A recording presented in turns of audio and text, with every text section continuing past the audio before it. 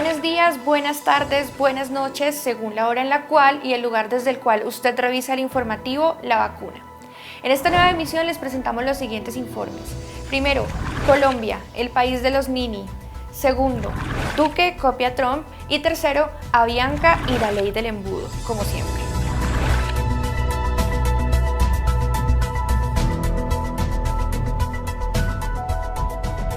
Sorpresas y continuidades traen las investigaciones realizadas por varias entidades en nuestro país sobre la situación de derechos económicos, sociales y culturales, como lo ahora reconfirmado por el DANE, sobre la realidad que padece la juventud colombiana. Veamos lo que indica el Departamento Nacional de Estadísticas. No nacimos pa' semilla, fue la frase que en los años 90 del siglo XX resumió la desazón y la realidad de la juventud popular en Colombia. Frase con la cual indicaban, ante la falta de alternativas para vivir dignamente, su decisión de vivir al límite, no someterse a un trabajo por un salario mínimo, buscar un golpe de suerte y conseguir algo para dejarle a la familia, así le significara la muerte.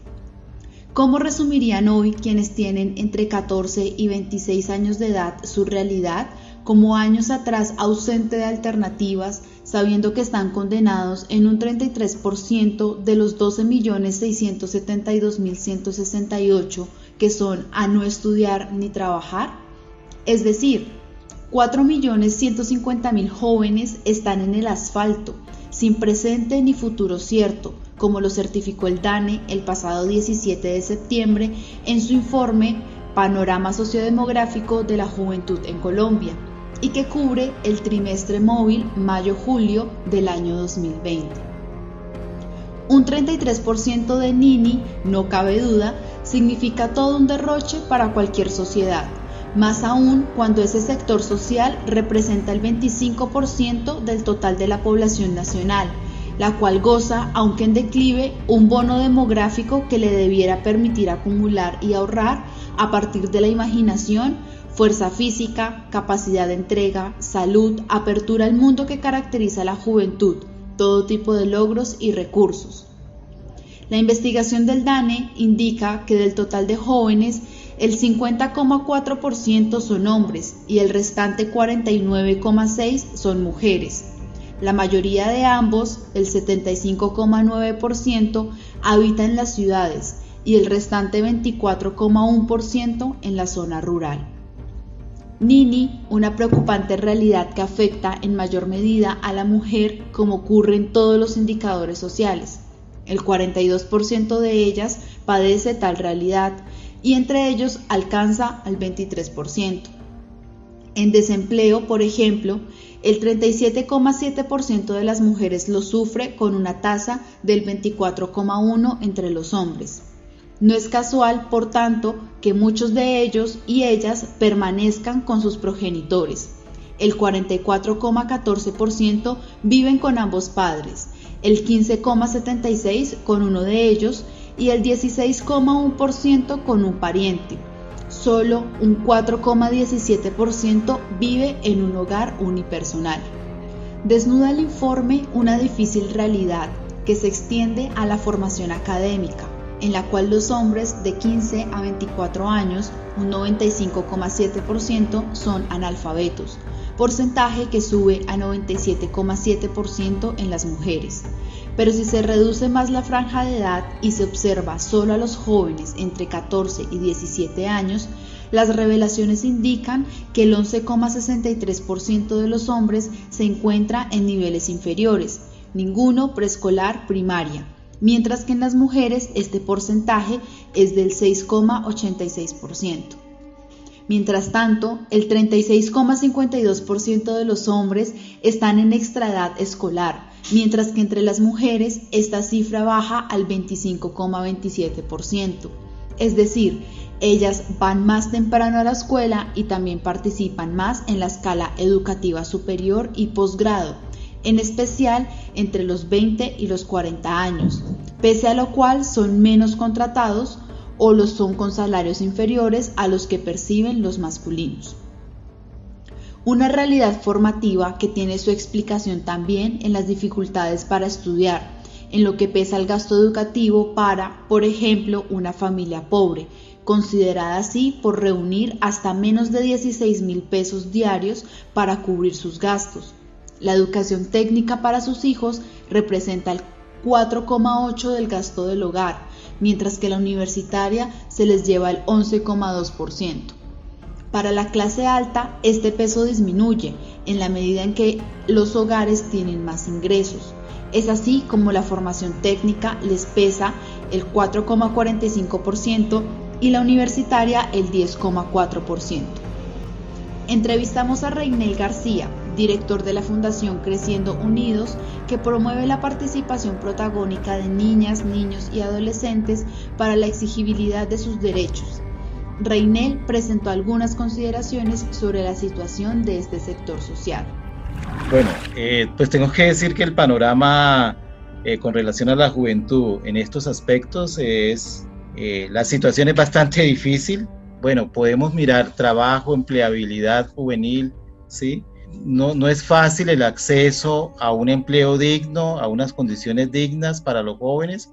Muchos de los jóvenes tienen que recurrir a la informalidad, a oficios, a unos trabajos muy poco reconocidos y poco remunerados, porque pues hay una visión también desde el mundo de la industria, desde el mundo de la empleabilidad, que el joven tiene que estar, pues por un lado, tiene que tener una experiencia grande en el campo para el cual tiene que ser contratado, pero además de eso está la formación. De hecho, frente a este aspecto, ustedes saben que ha habido propuestas, por ejemplo, como la ministra del Trabajo, donde se decía que muchos de los jóvenes tenían que reducir a un 70 o 75% el salario mínimo. ¿Se acuerdan de esa propuesta que hubo a principios del año por parte de la ministra del Trabajo?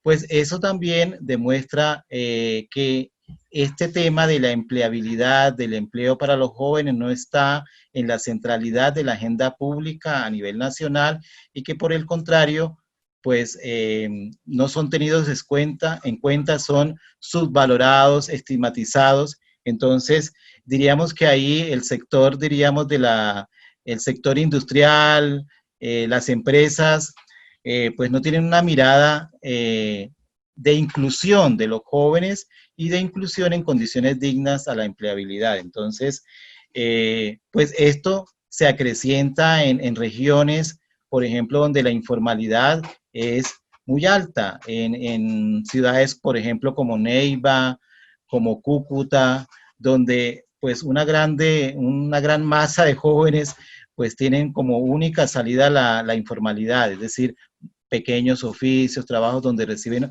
una pequeña remuneración que no alcanza pues a un mínimo. Entonces, bueno, con relación al trabajo, diríamos que frente a eso hay muy poco avance, que las condiciones de los jóvenes con relación al trabajo cada vez son más precarias, hay una precarización de la empleabilidad juvenil y eso lo que demuestra también es que no hay políticas con relación a este campo, ¿sí? No hay unas políticas, no hay unas inversiones y no hay, por ejemplo, en el caso del SENA, que es uno de los institutos, de los organismos que tienen que ver con la empleabilidad de los jóvenes, pues sabemos que pues, no llega al conjunto de la población y que en muchas ciudades, en zonas rurales, en zonas urbanas, no llega todavía, diríamos, esta propuesta con fuerza. Entonces, en esta parte del trabajo, uno podría decir que cada vez se acentúa esa precarización de los jóvenes, que los jóvenes, por eso muchos de los jóvenes tienen que salir del país a buscar otras opciones de trabajo, porque realmente no hay alternativas para estos jóvenes en Colombia, ¿sí? Hay diríamos, de los jóvenes frente al Estado y relación con la empleabilidad, existe prácticamente un desconsuelo y frente al gobierno, diríamos una crítica bastante fuerte porque realmente hay ausencia de políticas en este sector para los jóvenes. Ausencia o dificultad para estudiar, como para trabajar, que prolonga su dependencia familiar, al tiempo que los hace aceptar trabajos de baja calidad, en su mayoría comercio, reparación de vehículos, agricultura, ganadería, caza y pesca, estos últimos oficios como prolongación de la tradición familiar. El trabajo en seguridad como policías o soldados profesionales también destaca. Mano de obra para la guerra, podría decirse. Entre estos oficios logra algún ingreso económico el 57,4% de ellos y ellas. Además, como es notable en muchos barrios, numerosos jóvenes están asociados a grupos de control territorial, microtráfico y diversas modalidades de robos. Es una realidad compleja. Por ejemplo, como motivo de muerte del 40% de ellos y ellas registran los decesos por agresiones, homicidios y las secuelas de lesiones físicas. Le siguen los accidentes de tránsito y las lesiones autoinfligidas como suicidios. Señala el informe que el suicidio en general es la causa del 1,2% de las defunciones y la causa número 22, pero en el grupo de 15 a 24 años es la causa número 3 y agrupa el 8% de las muertes. Una realidad cruda la que padece un grande porcentaje de la juventud colombiana. ¿Podrá superarse esta cruda realidad con programas de autoayuda, de emprenderismo vulgar con sesiones de yo soy capaz, yo puedo, todas ellas sin fundamento económico y educativo alguno? ¿Será posible superar esta realidad que lleva al país a perder los beneficios que podrían desprenderse de este inmenso bono demográfico que nos obsequia la naturaleza sin un proyecto de país orientado hacia la justicia, la equidad, la convivencia armónica con la naturaleza, protegiendo y rescatando el inmenso potencial con que se cuenta en este aspecto? ¿Será posible superar esta realidad sin paz con dignidad? ¿Será posible dar un giro de 180 grados en este aspecto sin democratizar en todos los órdenes de la sociedad? ¿Será factible trastocar lo que parece un signo histórico sin alcanzar una inserción internacional dinámica y no dependiente? ¿Será probable otro país para ellos y ellas como para el restante núcleo poblacional sin apropiar lo mejor de la ciencia y la tecnología para situarnos como conjunto humano hacia los próximos por lo menos 50 años? Todos y cada una de ustedes tendrá respuestas para estos interrogantes, las cuales es necesario poner en juego en la acción social, en el debate diario, en la exigencia de un país diferente al que nos han condenado a vivir y sufrir. De todas y todos depende que esa condición de Nini deje de ser y a futuro las nuevas generaciones sean definidas como sí, sí. Un país que no tiene ni garantiza una política social, económica, educativa, científica, cultural, deportiva, recreativa y que proteja su juventud y la potencie para el mejor desarrollo de sus habilidades es un país sin futuro. La creciente de los y las Nini en nuestro país evidencia la fatalidad en la cual está enrutada Colombia, realidad que nos invita a impedir que así sea, construyendo entre todos y todas, más allá del establecimiento y como actores sociales alternativos, una política de real inclusión social para este sector de las juventudes colombianas. Los Nini deben dar paso a ser los sí, sí. Ser sí, sí es desarrollar acciones propositivas, comunitarias, alternativas, que también deben estar presentes en el campo de la salud y en el diseño de acciones colectivas para enfrentar la pandemia, para que cese la manipulación que de la misma están haciendo desde el gobierno nacional con réplica en los gobiernos departamentales y municipales. Acerquémonos al sainete que representa el actual gobierno. No es extraño, ante la falta de imaginación y de ausencia de proyecto de país y en ello un plan estratégico en ciencia, no queda más que copiar. El pasado 22 de septiembre en el programa televisivo Prevención y Acción, en el cual resumen las medidas tomadas para enfrentar la pandemia del COVID-19, Duque resumió las prioridades actuales del gobierno en reactivación económica y acceso a la vacuna. Y terminamos nuestro espacio hoy de prevención y acción con un mensaje. Y el mensaje es volver también a las regiones. Hemos hablado hoy de reactivación, de turismo, y el mensaje para todos es Colombia, sin los colombianos en las regiones, no es la Colombia que nosotros conocemos. Hay que volver a las regiones de manera responsable, reactivar nuestro país y todos contribuir. El anuncio simplemente reafirma lo que era evidente desde el 24 de agosto cuando anunció el inicio de la llamada nueva normalidad a partir del 1 de septiembre. que no es más que más de lo mismo hasta ahora conocido, o la reapertura a toda actividad económica con el afán de enfrentar y superar la recesión económica en que cayó el país, tras el cierre a que obligó su dirigencia como estrategia para enfrentar la pandemia del COVID-19. Pura improvisación. Así quedó evidente en marzo pasado cuando ante los primeros contagios el gobierno nacional y los gobiernos municipales optaron por encerrar a toda la población y paralizar la producción. En realidad, los pocos contagios podían aislarse y de manera zonificada ir controlando el virus, pero hicieron todo lo innecesario. Un país extenso y sin virus en más del 90% de sus municipios sufrió las consecuencias del centralismo y de la ignorancia de sus gobernantes, que para garantizar el éxito de sus medidas sometieron a la ciudadanía a una campaña de miedo y terror ante el posible contagio. El miedo como garantía de disciplinamiento, la parálisis absurda y el no aislamiento zonal del virus facilitó su multiplicación. Pasados 7 meses de aquello, cuando el virus sí está presente en el 100% del territorio nacional, optan por lo contrario. Abren toda la producción, llaman a toda la población a retomar labores, abren aeropuertos incluso a vuelos internacionales procedente incluso desde Estados Unidos, el país con más contagiados en el mundo, y desde Brasil, tercero en la lista de contagios, y descargan la posibilidad de infección en el cuidado que cada uno procure. Por ninguna parte una política social diferente, ni una política económica y de redistribución social para animar a la gente a quedarse en casa. La multiplicación del virus será evidente en unas semanas, pero para ellos no es problema, confían su control en una distante vacuna. Por ello, ahora el miedo al contagio ya no es el tono dominante, ahora el virus no aparece por doquier y de cualquier manera. Ahora el virus lo puedes controlar simplemente siendo responsable, es decir, lavándote las manos, usando tapabocas, guardando la distancia, claro, no en los buses donde ya van sobreocupados como siempre. Entonces, ¿dónde quedó la letalidad del COVID?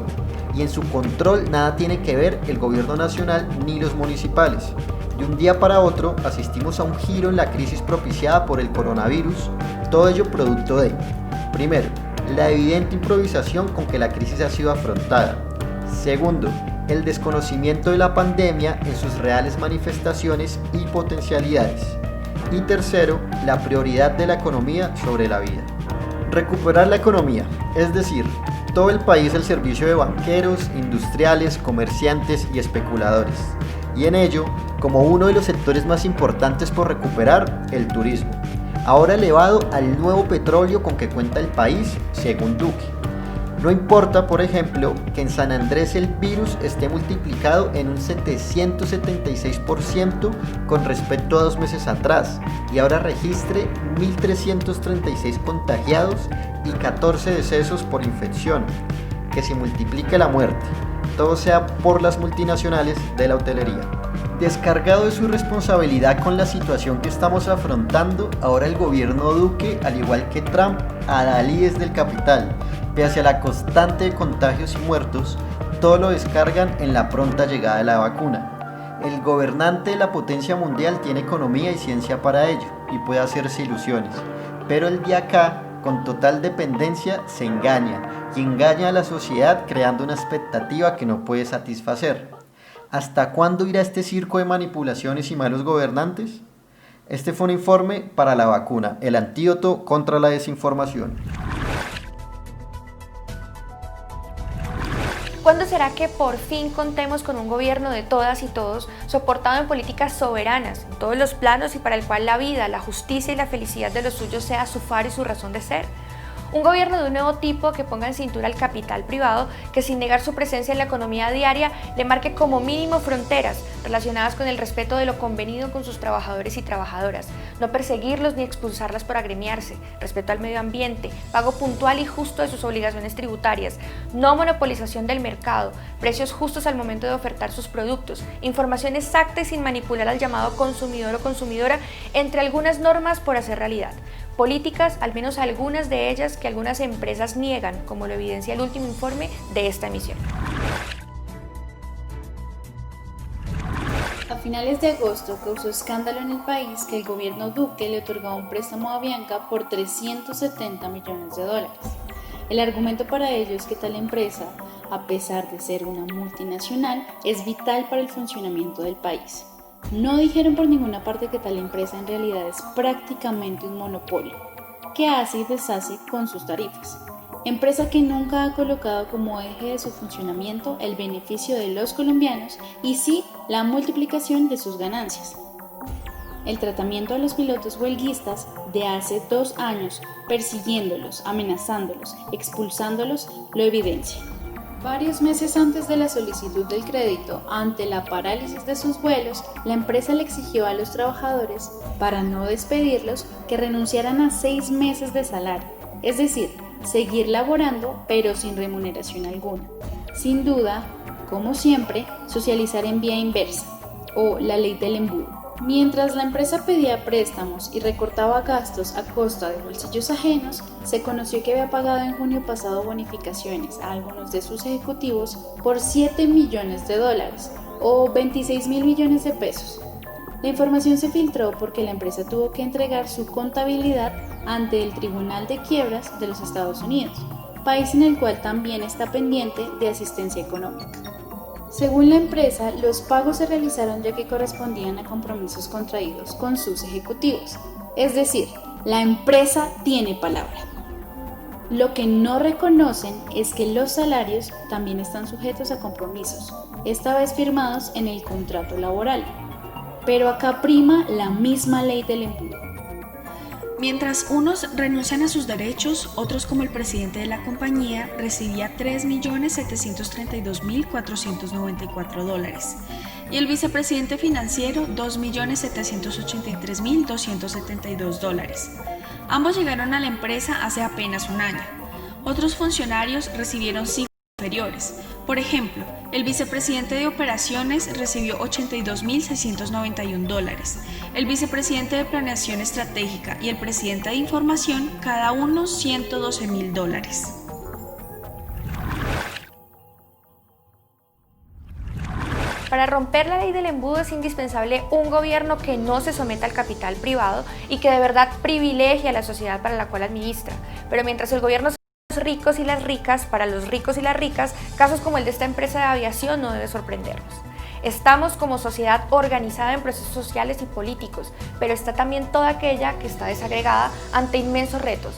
La pandemia nos ha colocado ante una realidad que manda superarnos en nuestras propias limitaciones, ser cada vez más colectivos, más solidarios y solidarias, más actuantes, reflexivos, críticas, más propositivas. No deleguemos nuestro presente y futuro en nadie, asumámoslo como reto colectivo. En La Vacuna, en cada una de nuestras emisiones, procuramos brindar información y pistas para que así sea. No dejen de enviarnos sus comentarios, propuestas e informaciones para que tejamos entre todos y todas el país soñado.